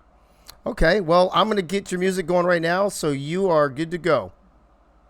All right, Dave, since we're talking about the season championship today, we'll be talking about we'll be talking about the Baltimore Vultures versus the Arizona Scorpions. And this made me think of some of the other rematches in the NFL. So I wanted to talk about the NFL rematch in the history of the NFL. In the 57-year history of the Super Bowl, there has only been one instance of a back-to-back Super Bowl rematch, Dave. Wow. Super Bowl 27 and Super Bowl 28, and that would be in 1993 and 1994. The number 2 Dallas Cowboys faced off against the number 4 Buffalo Bills in an epic battle of two of the best teams in the NFL. They had superstars like Thurman Thomas, Jim Kelly, Andre Reed, and Bruce Smith. And Dallas had Troy Aikman, Emmitt Smith, Michael Irvin, and Charles Haley. The first matchup, Dave, it was a blowout. It was Cowboys 52 and the Buffalo Bills 17. Troy Aikman got the MVP that game. But, Buffalo, they were really good at the time. That was their third Super Bowl appearance. Unfortunately, they had 3 Super Bowl losses. But then they went right back at it and see Super Bowl 28. This time, both teams had a really good record, both 12-4. And they got back both as number 1 seeds. And one team was the Super Bowl champion, and the other was the 3-time loser Buffalo Bills. They went in confident, Dave, and they even took the lead 13-6 at the half. But unfortunately for them, Dave, that would be the last points they scored. Dallas would go on to score 24 unanswered and win the game 30-13, making Dallas a 2-time Super Bowl champ and Buffalo a 4-time loser. All right, so all that said, now I'm going to use the last time to talk about what's going on this weekend, Dave. The Baltimore Vultures at the Arizona Scorpions, and let's talk about who's hot with the Fire Watch. Now, Dave, there's some definite leaders in each category, Dave. So taking a look at these numbers, Dave, there's a clear leader in the quarterback, and that's Jack Wigmore. He leads in every category, and that is completions, attempts, and yards. The only category he does not lead in, Dave, is the interceptions. Now, we're going to see if that comes back to haunt Arizona here, as Ashley Jackson is showing at 4 interceptions, and so far, Jack Wigmore only has 3, and he leads in every other category. Now, looking at the running backs, Dave, I don't know what's going on, but DJ Moses is on fire, Dave. He's on fire. And I tell you, he leads in every category, Dave. He's averaging doggone 191 yards rushing. He's got 4 touchdowns and a long of 63 yards rushing, which is the only category he's not leading in. But Warren Murray's got some making up to do, Dave. He's only got 171 total yards. Meanwhile, DJ Moses is averaging 191 yards a game. Okay? He's on fire. Now, looking at the receiving yards, Dave, this is where the edge has to go to Baltimore. When you look at Baltimore, you can see that Baltimore has one clear receiver that's been running away with it, and that's the Ivory Irvin. Ivory Irvin has been on fire, Dave. Fire. He's got 11 receptions, but he's got 266 yards per reception, Dave. He's averaging 24 yards a reception. You understand me? I understand you. I don't think you understand me. This boy is on fire, Dave. Now, looking at and I'll wrap this up, Dave. I apologize. I know this is going a little bit longer, but, this is the championship game, I want to tell you. Looking at the defense, gotta give the D. You're nothing without the D, Dave. You know what I mean? So you got to understand. You don't necessarily want your D on fire, though, Dave. I just got to say, if your D's on fire, you might have a problem. But you do want your D to do well. You know what I mean?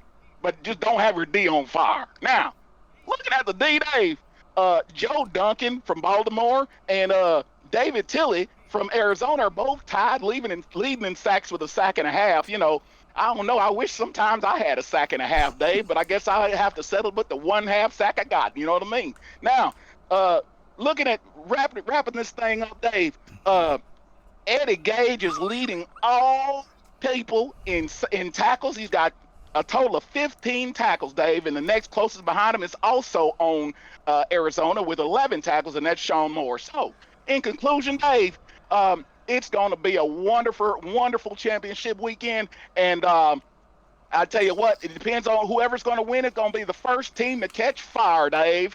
That is all. All right, Gunny, thank you so much for breaking that down in the little Super Bowl tidbits. Ladies and gentlemen, Gunny's Firewatch. He's here every week during the regular season letting us know who's on fire and who to watch. Gunny, thank you so much, bro. We can't wait to see you or hear from you next week. Ooh, I don't know what was getting. Is it Gunny? I don't know. He didn't seem quite as loud as usual. What did you guys think? He seemed a little quieter than normal. I think he told me the other day he had a dentist appointment, so Oh, I'm maybe sure that's it's what just it was. a change of voice. That makes a lot more sense than what really just happened. Yeah, it makes me understand that when people are on farts, it makes sense for me. It makes a lot more sense. So far. That's how you say far. So fire. Yeah, I don't think it's fire, but anyway, we're gonna move on to the owner's box segment, and we have two special guests. Everybody in the league knows who they are. They're both household names. As a matter of fact, you just saw one of them on the show last week. The owners of the Arizona Scorpions, who are playing in their second consecutive championship game this weekend, Mr. Eddie Gage and Ashley Jackson. Eddie, Ashley, welcome to the program. How you guys doing? What's going on, Dave? How y'all doing? Doing good, bro. Ashley, how you feeling? What is up, David? Wow, it's been a long time since I heard that. I didn't think you were going to be able to sing, Ashley, because I heard you were sick. Oh, see what happened? She said my name, and then she went off the air. She reminded me of my junior high days all of a sudden. Eddie, are you with us? I'm here. Okay. I don't know what happened to Ashley's. She started singing my name, and then she ran away. So hopefully she'll be back here. But Eddie, thanks for being on the owner's box. As soon as she gets back in, we'll have her jump in. But what I've been trying to ask the previous, I think you're probably the 12th or 13th owner that's been on the show this season. I've been trying to do it as close to order as possible so we could get the foundation of the old school. When did you join the SFL? Like what year, which season, and how did you find out about the league? And then when Ashley jumps in, I'm going to ask her the same thing. I joined the league in season number 3. Prior to that, I was in, like so many of the other guests have said, I was in TJ, the co-owner of Baltimore. He had a user league that I was a part of for a long time.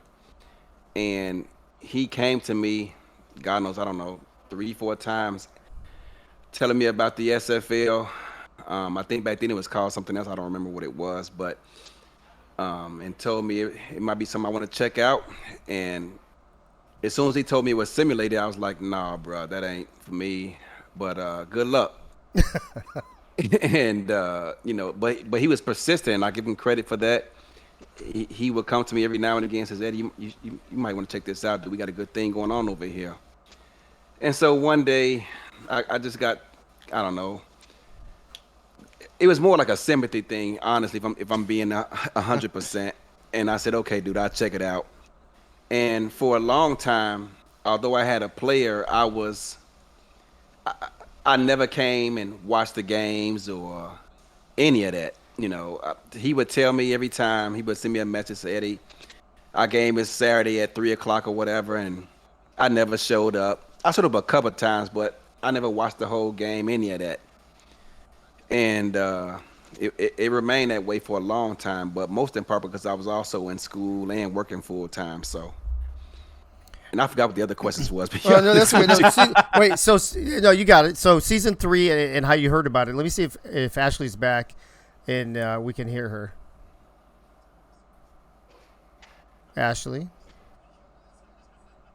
I don't even see her circle come up. Ashley, you might have to jump off and come back on, sweetie, because I'm not even seeing the green circle pop up around your name. Tyler, can you move her into the show when she comes back on? I was going to ask her the same question, so we'll save that for when she comes back. So Eddie, so season 3, you had a player for how many seasons before you got into either coaching or front office or whatever? Season 3 through season 9, I was a Baltimore Crab back then, and it was at some point late in the season. I don't remember who playing, but we got our tails kicked in. And I remember sending TJ a message saying, "Hey, buddy, I don't know who the defensive coordinator is because, like I said, back then I didn't follow it so much." And I said, "But Ashley, that we guy have you needs now. to be." Yeah, sorry, Eddie, go ahead. I said that guy needs to be fired because our defense sucks and this is ridiculous. I love this story. And he says, "Well, why don't you do it?" And Oh, there you go. There you go. I said, "Well, okay." And the one thing I learned real quick was the same plays that you implement in a user control league, you can't necessarily use in simulated sports because the AI tends to call plays that you normally wouldn't call the wrong circumstances. And I learned a powerful lesson. It didn't take me long to figure that out. So yeah. So that's what got me into coaching. So before I ask Ashley a question, real quick, Bo Martin Jr. in the chat telling Gunny what a great job he did tonight. Ashley, can you hear us now? And hopefully we can hear you. Yes, I can hear you now. There you go. How you doing? I heard you were a little under the weather. How you feeling? I'm feeling a little bit better. Okay. I think it's, it's all this damn dust out here. Dude, that's what happens when you move to the desert, girl. I mean, hey, one of the best moves that I made, though, I must say. Oh, I believe it. I believe it. So, question to you, Ashley: When did you join the league, and which season, and how did you hear about the SFL? What got you interested in it? So I was interested in the SFL because I love football anyway. I was in the marching band, so I was at every high school game. So I had a natural love for football. Dad took me under his wing, taught me a lot. My ex-husband took me under his wing, taught me a lot of things that I didn't know about football. So it gave me a deeper understanding and love. I found the league through Joshua Williams, and he and I were on a stream together, on another mutual friend's stream together. And he was like, I have a football game. And I was like, oh, okay, cool. You're out there playing football and stuff like that, He said, oh, no, it's not for real. I was, oh, damn, what are you talking about? And he was like, it's just the SFL. So came in, checked it out. I was a little apprehensive at first because I knew that it was a male-dominated league, and I didn't know how they were going to look at a female just coming in there. I mean, I knew things about sports. I knew things about football, but you just never know how you're accepted in an all kind of mostly male group at the time. And this was season 12, by the way. And so I talked to Cam. He reached out to me on Twitter. We had a nice conversation, made me feel a lot more comfortable. And we had that chat ranking. I don't know if anybody, knew it. Yep. Yeah, the chat ranking where you had to talk to everybody and their mama, to get your progression points in. Yep, we get your. Yeah. Yep, I remember that. I was never in the top 100. I was number 21, and I was the 8th pick of the draft going to Tulsa. Had a couple years over there. I mean, couple seasons over there. Fantastic group. I was offered a GM position with Eddie. And of course, him building a team from the ground up. I wanted to be a part of that, and I'm glad I made it. That was season 15 or 14? 15? 14. 14. Mm-hmm. Okay. And we went from 4-8 to now in the championship twice, back to back. Yeah. So that's what happens when you stay with your team, grow with your team, and trust in your coaching. So let me bounce back to Eddie for a second. Eddie, you said so you were coaching starting season, was it 10 you said? 9 or 10? 9. Or 9. So you were with Baltimore, and then after Baltimore you went where? At the end of season 9, I believe TJ was in the process of moving across the state or something, and so the team disbanded. And to show you my lack of participation in the league at the time, I didn't even know because I wasn't around as much as I am today. And all of a sudden, my DM started blowing up about being a defensive coordinator, and I said, "Well, I already have a job." And they said they were literally they're like, laughing "No, at me, you like, don't." You didn't know? I said, "No, what?" And they say, well, Baltimore is no more. And I'm like, wait, what? Because TJ didn't tell me. Dude, you're like that player that finds out he gets cut on Sports Center. Exactly. Yeah. And so I believe it was 5 or 6 teams reached out to me. And ultimately, I ended up choosing Houston because I knew Damon from TJ's league and the rest of the guys who reached out to me. I didn't know them because, like I said, I wasn't involved. And that's what happened. I went to Houston in season 10 as their defensive coordinator. So Houston from 10 to 13, and then 14 you got Arizona. Correct. Okay. So Ashley, going back to you real quick. So you came in season 12, and you were with what was it called back then? Oklahoma City or something, or what were they called? No, she was with Tulsa back then. Oh, Tulsa. I'm sorry, Yeah. Tulsa. There you go, Tulsa. Mhm. Okay. So we're up to season 14 now. Eddie wants you as his GM. You say yes. You come on in. I'm assuming first female GM of the SFL. Was it tough for you at the beginning to be a GM? Had you already done some of that work previously with Tulsa to kind of learn it, or was it like hit the ground running? What was that like? I was heavily involved with Tulsa, so I learned things because I wanted to get a deeper understanding. Like, if I'm paying this money, I want to learn everything there is to learn and to know.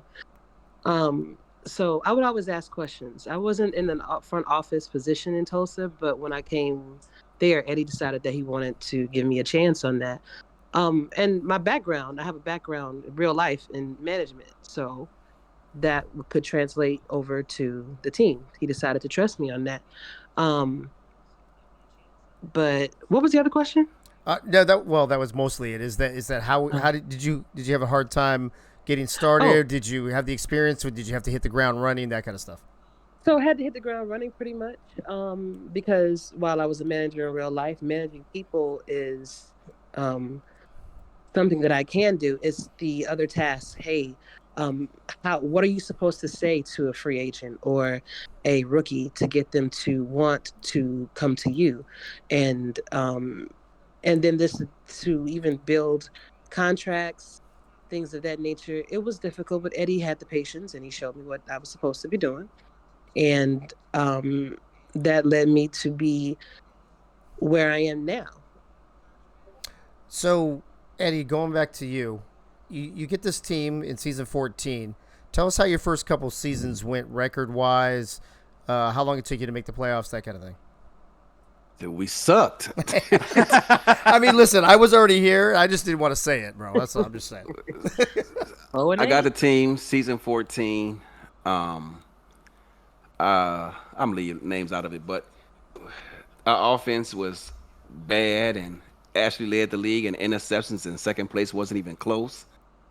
And I made a change and brought in Bovine volunteered to take over the offense, and we won a few games, but then kind of tailed back off as people got kind of accustomed to him.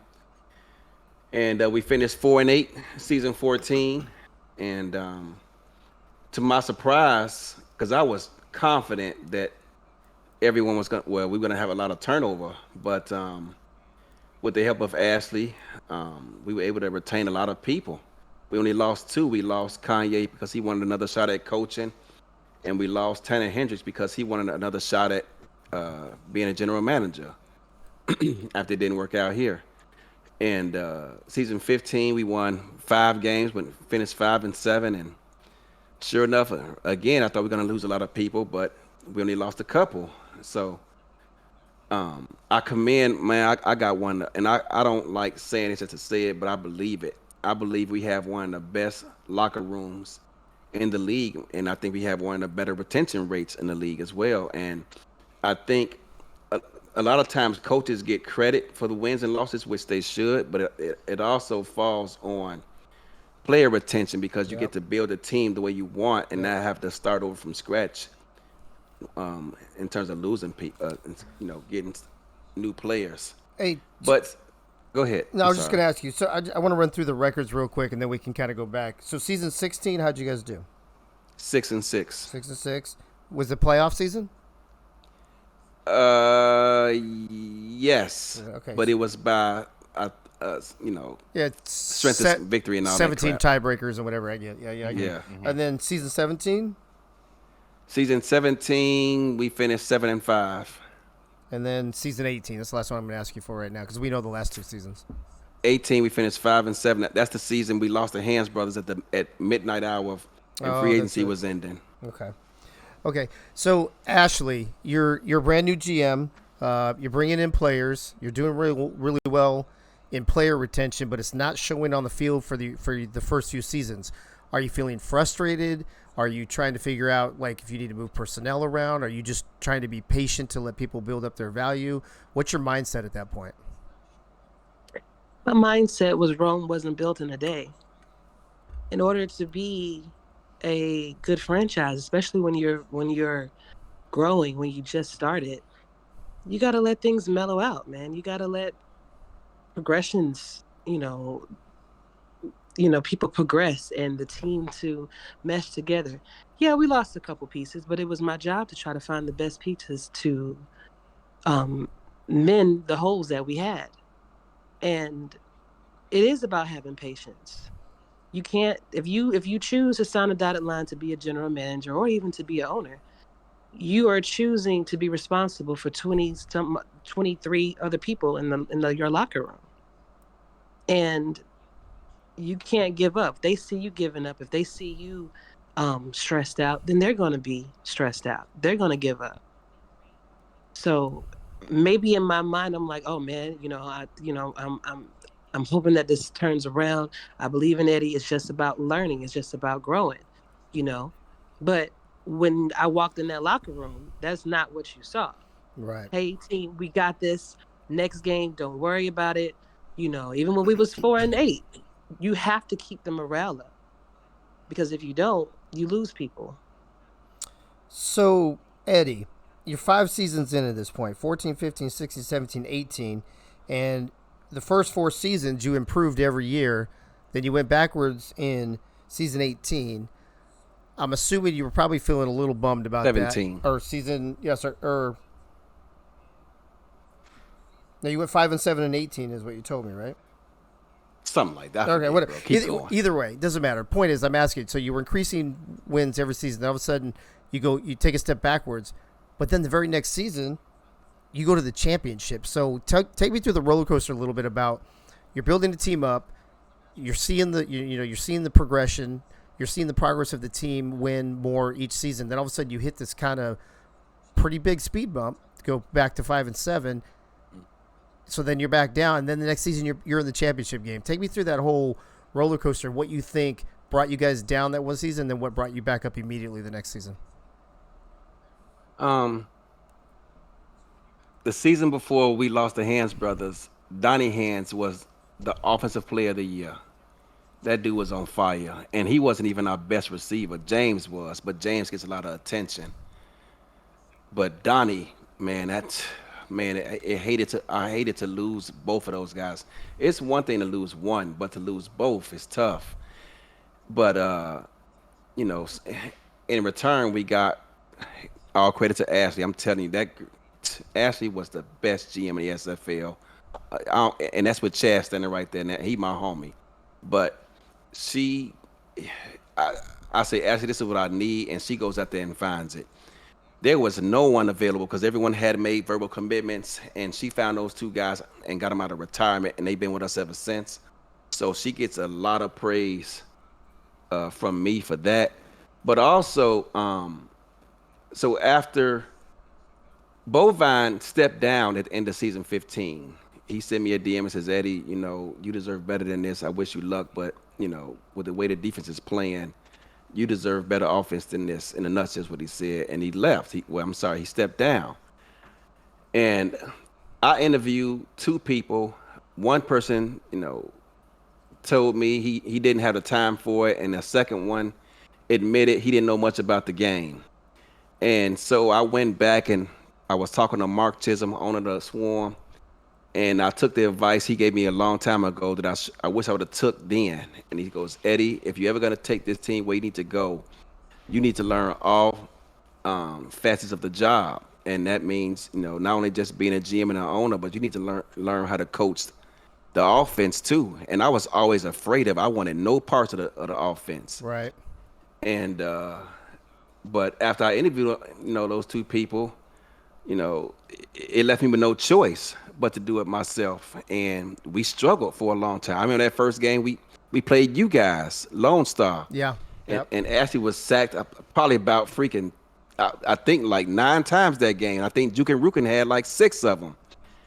And I said, man, I got to get better at this. But it was a struggle for a long time. And I should just sit in the lab and just try things out versus different defenses and stuff like that. And I still have a ways to go, but I'm a lot better than what I used to be.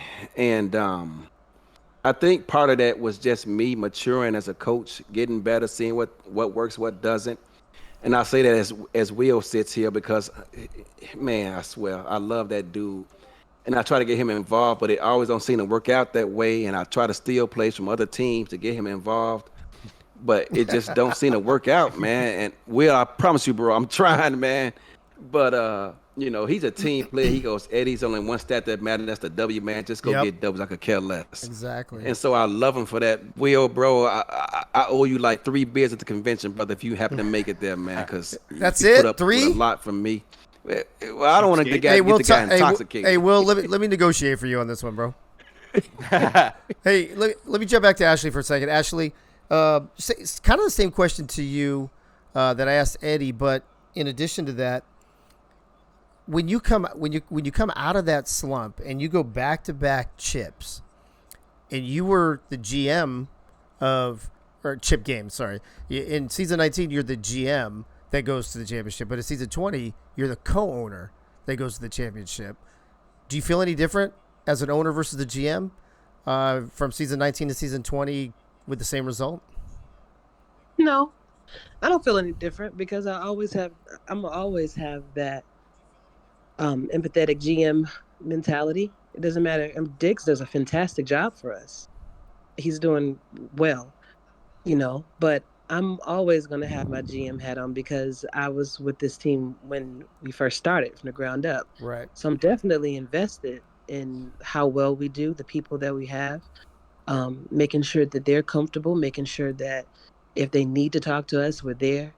But no, I don't feel any differently. And when it came to the slump, I don't know if everybody knows, but Eddie was working one of those jobs where he was literally taking his Xbox with him. I do remember that actually. Yeah, I remember that. Yeah.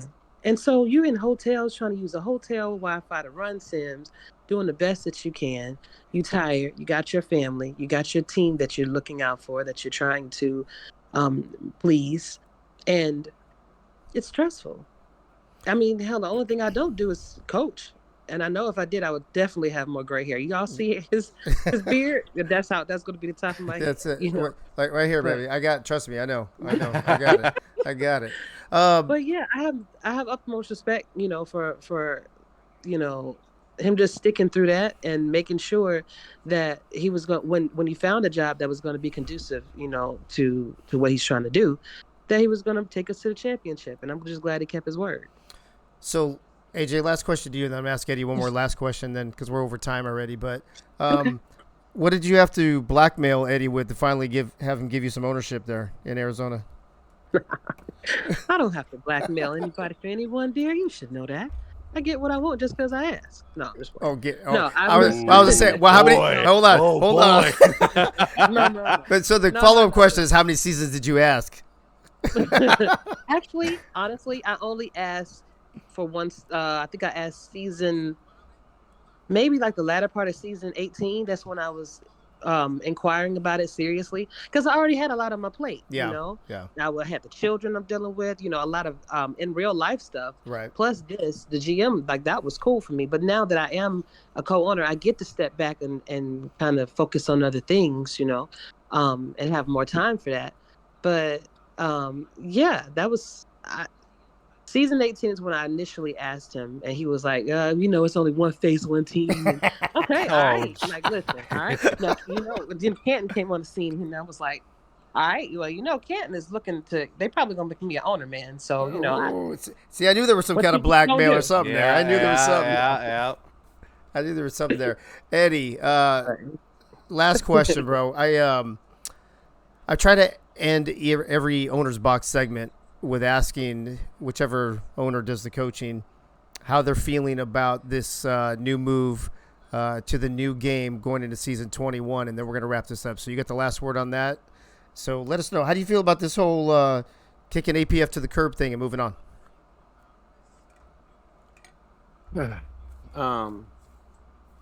I beat this horse up already, but well, you don't have to. Just give us the Cliff notes.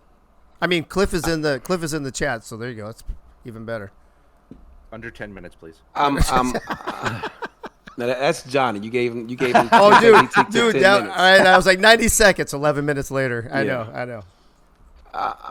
I'm not a fan of it, but it's not why most isn't a fan. I'm not a fan of the move because, first of all, the gameplay and situational football and all that stuff is fantastic. Putting a logo everywhere you want to put it and all the design, everything everyone talked about, fantastic. That's bar none, doesn't compare. I'm not a fan of the way the players look and move. It looks robotic. It looks like, and someone said it to me. They gave me a perfect example. I can't remember what it was, but I think they said Roblox or whatever the heck it was. I don't like the way the players move. I'm not a fan of it, and I don't know. To me, I don't want to get into it. I don't want to shit on Cam's parade or anything like that. But I'm not a fan of the player movement, the way they look and feel and all that, the close up look, and I just don't like it. That said, I had a big meltdown in a locker room when it first happened because, and Ashley, she can attest because she's always getting on me about, reacting with my emotions because I'm an emotional person. And I had a meeting with the team and said, y'all, this is probably going to be it. I'm out of here. And it's been real. But I came back a couple of weeks later and basically letting them know that I'm going to give it a shot. I'm going to give it at least a season in which I get in there and see if it grows on me. Some things have improved because the camera angle sucked, first of all, at first. And but they figured that out. And like I say, I'm going to give it a season and give it a shot and try it out. I'm not making any guarantees, but we'll see where it goes from there. Okay. Well, ladies and gentlemen, Ashley Jackson, Eddie Gage, co-owners of Arizona, on their way this weekend to their second consecutive championship game. Ashley, Eddie, good luck. Thanks for being on the show. Appreciate you guys. Hopefully we'll have you back again soon. Appreciate you. All right, you guys take care. All right, folks, there's your owner's box segment, second to last one for the season. I think we've got maybe about 30. I think we're really close to being half the teams this season, and maybe we'll try to sneak the other half in next season. Let's go to our Diva of the Week segment, and then after that, pick'ems. There's not a whole lot of games to pick 'em. I think there's just the one, last I heard. So I'm trying to see if Chad's paying attention or if he's watching this. Oh, there he is. Oh, look, see, you say his name. He whips that head around. That's like military whip the head around when you say your name. Chad, we got Diva of the Week, but before we get to your prediction or your nominee, we need to let everybody know this past week, the quarterfinal, or it was the quarterfinal Diva of the Week winner by your votes in the Access Live server was none other than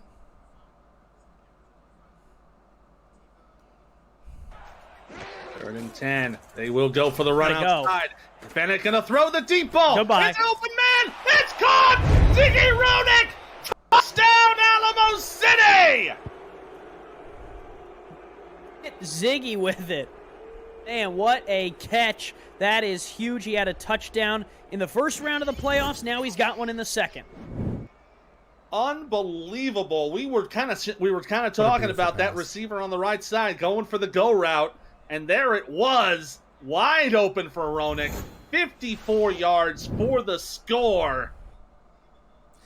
And it was Greg Soto for his game planning. Even though they lost by 1 point, his nomination, the person who nominated him, said that he put together the perfect plan. And if it wasn't for the fumble and that one interception on the 1 yard line, that they would have won that game. So Greg Soto is your quarterfinal Diva of the Week with 37.5% of the vote. Jay Ballmer, that was for you, bro, because you love Texas teams so much. Jay Ballmer was probably in there voting for Greg Soto like on repeat or something. That's what email addresses to go to and just, exactly, just come off. Exactly. So that brings us to the semifinal Diva of the Week nominees. And I always knew I was a better Cuban than Art. Hey, Art didn't he get Diva of the Week when we used to do it for the minor league when he had that amazing catch like way back in like season 15 or something? I thought he did. Anyway, congrats to Greg Soto. So I think was that Pickler and Soto back-to-back weeks. We'll see who the nominees are for this week, starting with Chad Rowland. Chad, who is your semifinal Diva of the Week nominee? My Diva of the Week, man. It was tough, right? Because there was quite a few divas. Agreed. And I mean, you're the king of the divas. So, So I heard that rumor somewhere. Somewhere that rumor was happening, sure, but yeah. So obviously, watching the games this weekend, you see a situation where a team was able, a team really caught the injury bug, let's say, right? And so you had your star running back go down. You had your backup running back go down. So I'm just thinking, I'm just picturing exactly what happened, right? Right. Irvine Cameron goes down with an injury. All the Fort Worth Toros get into a huddle, and they got their heads down, and Luis is over there going, come on, guys, I need somebody to step up. We don't have another running back, right? And then you see this guy. The clouds part, the sun comes down. The sun parts, and this guy with a mustache. If you've seen his face, he's got this beautiful, thick mustache. And he's like, I got you, Nacho. He said, I can play running back and wide receiver because I'm that much of a diva. Suck on that, Dave Axis. I guarantee that's what he said. And so he goes in and plays running back and gets a touchdown, a receiving touchdown from the running back position. I mean, there's no other way to say it. I mean, Stephen Hacker is a true diva, and that is my nomination. Before we go to the video, I just want to go on the record that my Diva of the Week nominee next week is Chad Rowland for the longest fucking nomination in the history of the show. 2 total touches there we go. in the regular Look at this season beautiful for Aaron play Alexander. So mostly used as a blocker. I mean, Stephen Hacker's Hacker out like, of the I got backfield with this, space bro. to Look at work this. with. He's going to pick up a Hackers, first I wasn't even down the play. at the Just keep 13 walking. yard What's going on here?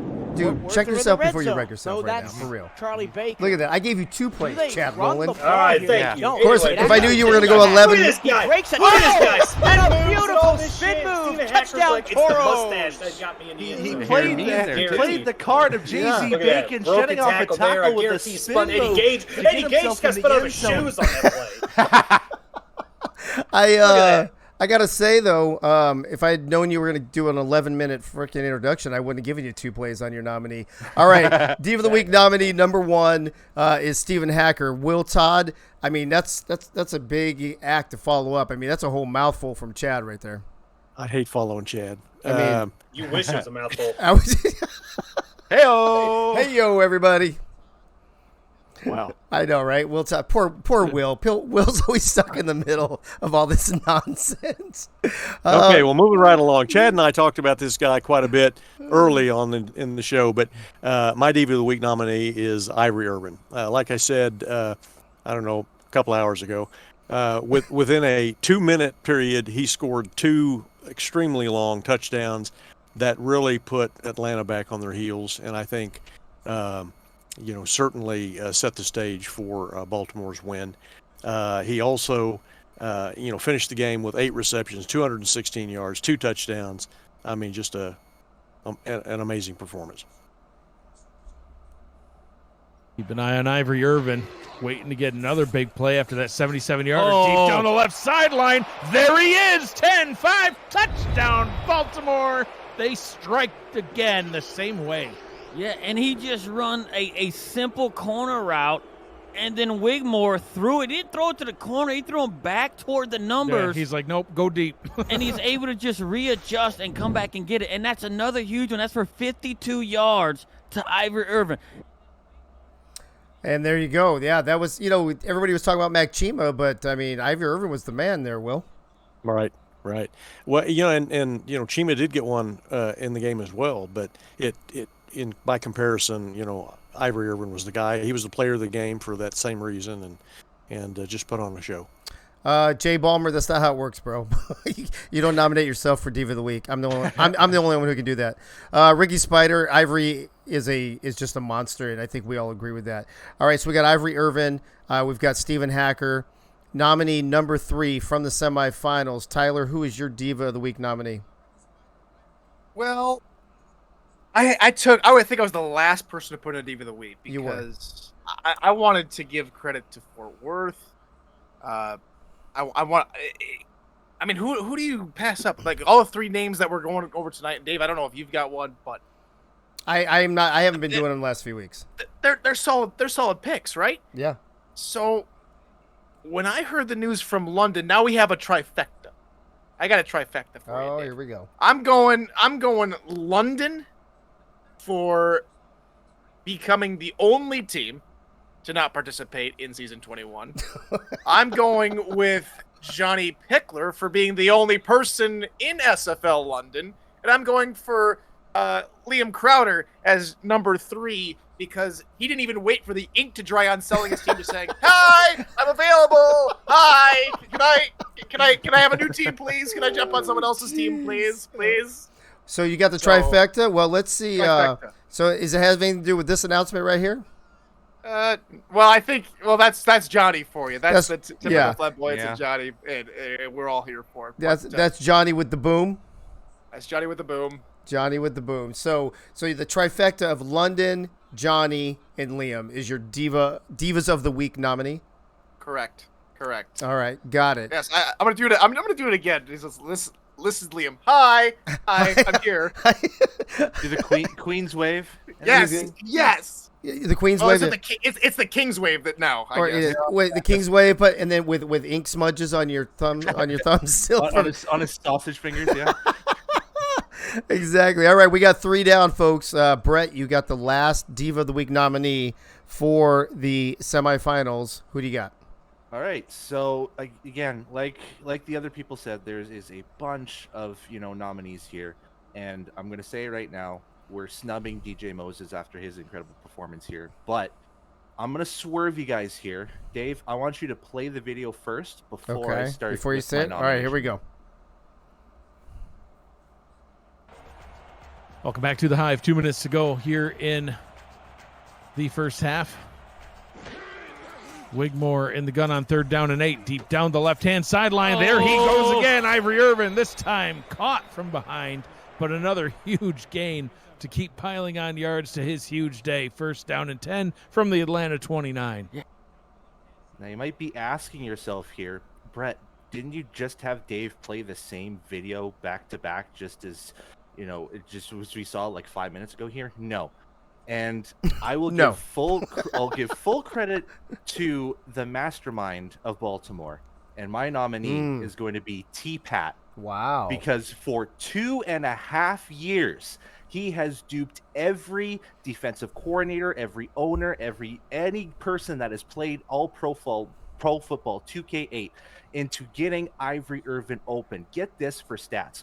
40% of his routes in that semifinal game against Atlanta were 15-yard corner routes. He only ran 4 different routes the entire game. Wow. And guess how many he caught from the corner route? He had a $165 after 3 catches off of 15-yard corner routes to the sidelines. That is just mastermind work from T-Pat to dupe every defensive coordinator in the league to think that he's never going to throw it again, and he keeps doing it. game after game, season after season, and that's why Baltimore is in their fourth title game fourth title game in Fourth 5 and years. 5? Yeah, I think that's right. Wow. All right. So we got T-Pat. We got Ivory Irvin. We've got Stephen Hacker. And we've got the trifecta over in London. Real quick, Holdorf will get this the poll up in the server. By the way, Holdorf, can you throw the server command in there? There was somebody back there. Maybe you already took care of it, but I saw somebody asking for the Discord server link so they can go and they can vote this week. So there you go, folks. 4 nominees from the semifinals. The second to last Diva of the Week that you guys will vote for. I don't know how we're going to announce the last one. I'll probably just have to do it in the server. Holdorf is DMing me right now. He's probably telling me, what are you talking about? Oh, look at him. He's already got it. I'll have to look at it after the show, bro. I'm kind of Hey, Mom, I'm kind of busy right now. Stop with the corn picks. I know, right? Come on, bro. Come on. All right, folks. There are your 4 Diva of the Week nominees. So go in the server and vote as soon as the show ends because I have to proofread it first just to make sure Cornhole didn't mess it up. All right. Oh, we already did that segment. All right. We're down to it. Usually pick'ems and predictions take a few minutes. They've been getting less and less, and they're going to be kind of quick this week, actually, because we got one game. I am going to ask everybody to give me maybe a 30-second breakdown on why they are going to pick who they're going to pick. This season, we have a rematch of the teams from last season. I believe Baltimore was the home team last season, though. Am I correct on that? And this season, it has flip-flopped. Does anybody know off the top of their head? I know these two teams played earlier this season. Where did they play this season? Well, Todd, you probably know that better than anybody else. Did you play at Baltimore, or did Baltimore come to you guys in Arizona? Baltimore was the 2 seed. Arizona was the 3, if I'm not mistaken. Yeah. No, I'm sorry. In the regular season, then when they played. Sorry. Who was home? We're working on it. Yeah, like Brett said earlier, I'm 6,000 years old, so I really don't remember. But I think it was at Arizona. No, I'm sorry, Todd, for saying that. I love you. It was in Baltimore. Oh, it was in Baltimore. See, that makes me feel even better. Even better. There you go. Well, I mean, you had a 50-50 chance, bro. Yeah, people looks like 3 people went in there and said Baltimore. Okay, so Chad, as I go around, last season it was in Baltimore. Baltimore won. This season it was in Baltimore. Baltimore won. But this game this week is in Arizona. Does that make a difference in who you got for the season 20 champion? Man, I'd say I think it's going to be a great game, regardless. First of all, obviously going into the last game of the SFL championship in the APF era, you're right. It's going to be a good one, right? Let's see what happens, right? Will T-Pat put on a master class again? Will Eddie get the better advantage of him? I don't know. It's going to be a close one. The last time in the championship game, I believe, was a close game, if I remember correctly. I can't remember the final score off the top of my head. Last season you're talking about? Yeah, it came down to the last possession, yeah. Yeah, it came down to the last possession. So I think it does again. And I'm going to be in a minority probably, but I got to go with my guy. I got to go with Eddie Gage. Really? I am picking the home team in a close one. Eddie Gage is going to hoist that trophy. He's going to finally retire. We've all been wanting his ass to retire for years, and we're going to finally see it. So Eddie's going to be able to ride off into the sunset. All right, so Chad's got Arizona. Can somebody, anybody, everybody scream? Can anybody look up the what the score was between the Baltimore-Arizona game earlier this season? Because Will, I know you're going to pick Arizona, but I'm going to ask you why, because I'm wondering if it was a blowout or if it was close, if home field would make up that much point difference. So while we're waiting on that, tell me why you think Arizona is going to win this week. The game earlier in the season, they beat us pretty handily, but I don't think it's just home field advantage. Although we certainly appreciate that we are at home for this game, but I just really have a lot of faith in this team. I have a lot of faith in Eddie Gage, and I just think that that this is probably the best opportunity that we could ever ask for. So. That's kind of the long and the short of it. So obviously let me write you down, Arizona. Oh, by the way, for those of you wondering, the last couple of weeks I haven't added up the prediction results.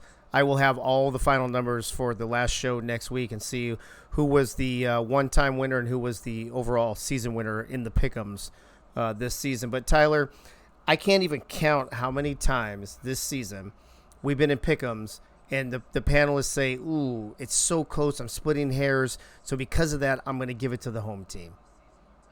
Is that an argument here? And has anybody found this? Fault for that. And has anybody found the score from the Arizona-Baltimore game yet? Just out of curiosity. I tried going back into the old stats site, and that site is currently down. It is. Yeah, it's down right now. Okay. So I think it was actually kind of lopsided. Actually, you if know I what? remember correctly, 51-28. Thank you. Who said? Oh, good. Yeah, right, Cam. Yeah, I'll just dig out the broadcast. Well, I was actually just going to look at, because I think we have some of it. So we were trying to do it in the Access Live server, keep up with the stats and standings. We kept up with the standings. I think the scores and stuff, man, that stopped like week 6 or some shit. It's just too much work. So 51-28. Wow. Okay. So Tyler, go ahead. So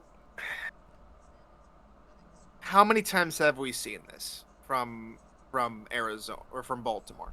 They don't look good at the end of the season, yet they just breeze by the playoffs like nothing's the matter.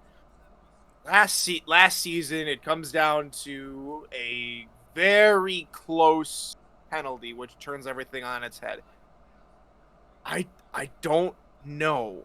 Because we've seen Baltimore done this before. We've seen them go on the road and in Sioux Falls, a very good Sioux Falls team, and come away with their first championship in this long run. Now they have a chance to repeat history, this time in Arizona. I love you, 80. I love you, Arizona. I gotta go. But I gotta go Baltimore because APF has become Baltimore's game. I don't know what's going to happen next season, but this final game, it will probably go the team that has been the most dominant here in the last 6-7 seasons of the SFL, which has been the Baltimore Vultures. Well, Brett, you've got the last word on this. This will be the last pick'em for APF. You're going to have the last pick on APF on this show. And before you do, I want to say Jay Ballmer in the chat said Arizona wins with an Eddie Gage pick 6. Now that would be poetic. I'm just saying that would the most poetic yet probably most highest odds thing that could ever happen is that they win it on a pick 6. But maybe he could get a pick 6 in the game, right? Eddie Gage gets a pick 6 and a championship. You bet his ass is retiring, right? Yeah.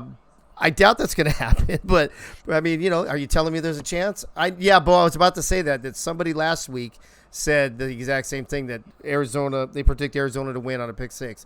But Brett, let's come back to reality just for a moment. Mm-hmm. We all know Eddie's never going to get a pick 6. Here's what's funny though. Eddie said he's going to give it a season. If he leads the league in pick 6s next season, he's sticking around he'll be back in 22 again. Totally. But who do you got for the very final championship, season 20 championship in the SFL on APF? So like everyone said, this one's pretty much a tough one. Except for me, let's just look at the playoffs. Who has been the more well-rounded team throughout their last 2 games? Who has been the champions for 3 of the last 4 seasons? Who has dominated this game and said it's been their world for the last 2 years? So I just look at it. Arizona, to me, they're stumbling a little bit into this championship game because they didn't dominate in the fashion that I think they should have against a 2 running back down Fort Worth team. Mm-hmm. And that is what's got me on the edge of Baltimore. So give me 1 second. Okay. Uh-oh. Taking that off. We're throwing in Baltimore hat because we are picking the Baltimore Vultures to win their 4th in a row, their 4th in 5. And I'm so sorry, Eddie, but just like Thanos, Baltimore is inevitable. So I just for the record, did you literally wear that Arizona hat for the last 2.5 hours just so you could switch to a Baltimore hat? This was like a last-minute decision because I realized that I had a Baltimore hat, but yes. Okay, well, they're good. I love the theatrics. It's perfect. All right, Brett. So we've got the next Lee Corso. Here's what's funny, right? Exactly. 2 for Arizona, 2 for Baltimore. So it's a 50-50. A lot of people think it'll be a 50-50 with Arizona playing at home, plus how close the championship was last season. I don't know how much the regular season game comes into play here since it was so long ago, but we will all find out this weekend. So let me bring in my main man, Freddie, here to sing us goodbye. And right before I do, I know because I already know he's going to remind me, ladies and gentlemen, Freddie's team over at Bluff City is at the top of the table in the SSF, and Knox City has fallen to second. And just so you know, today opened up free agency in goals in the hockey league. So if you're interested in goals, if you're interested in hockey, if you're interested in soccer, maybe Holdorf will be on the ball and he'll throw those chats in there as well. But in the meantime, Freddie, I beat you to the punch this time, buddy. You want to sing us out and go take us home? What's up, Dave? I wasn't even going to bring it up Oh, tonight. stop it. You were too. All right, here we go, guys. As Dandy Don would say, turn out the lights. The party's over. They say that all good things must end. Let's call it a night. The party's over. Until next week, where we'll party for one last time again. Good night, everybody.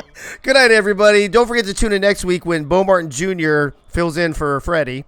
I want to thank my man there, Chad, Roland, Will Todd, Tyler, of course, and Brett Killian. Appreciate everybody. Tyler, this was your last show in that particular space. So I guess it's kind of fitting. You know, we're wrapping up APF, wrapping up season 20. We're wrapping up your space. We'll all start anew very soon. So thanks for being here so many times this season. Appreciate you, bro. Of course, thanks to Bullet, Freddie. Gunny was on fire tonight for faux show. And to Eddie and Ashley for coming on. And of course, all the party people in the chat. So thanks for being here. Appreciate everybody. We'll see you one last time next week when you tune in at 9 p.m. on Tuesday right here on Twitch. I'll see you next Tuesday. Thank you, Mikey St. Green.